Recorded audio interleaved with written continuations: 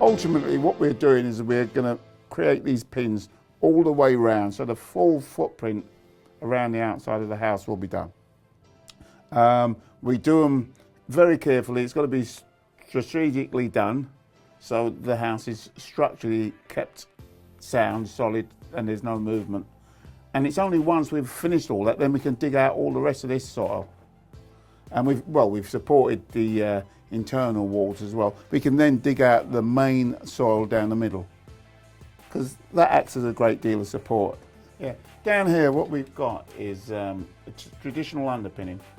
Underneath the wall we've dug it out, and we're continuing the stem of the wall, that thickness of the wall, all the way down to the level we need to go to form the bottom of the basement. And on the bottom we've also concreted, we dug that out and we've reinforced a whole lot of it still, and that's really the main strength of extending and lowering the walls down and the floor to make the basement.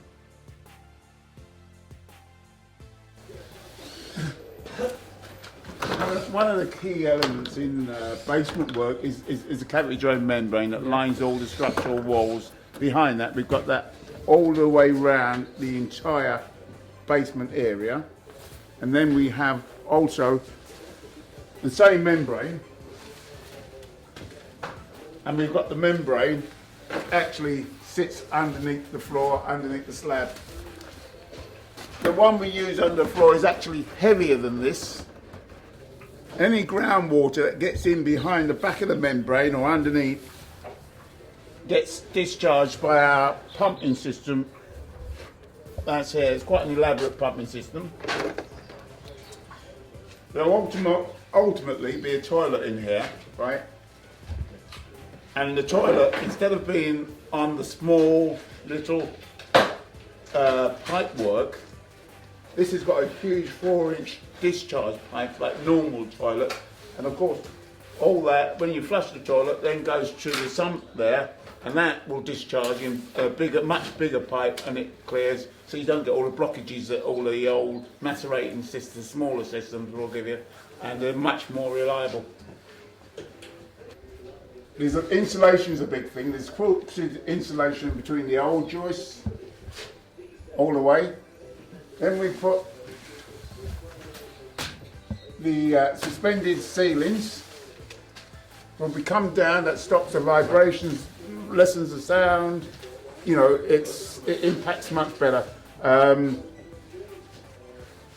It gives that individual sound difference. You've got here, these are all the steels that were all boarded and fireboarded up, which there's quite a few throughout the ceilings. The walls get packed with insulation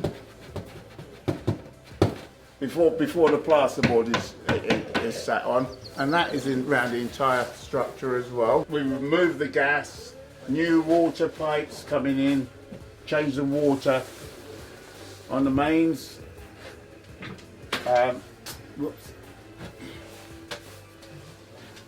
New electric meter, new circuits going.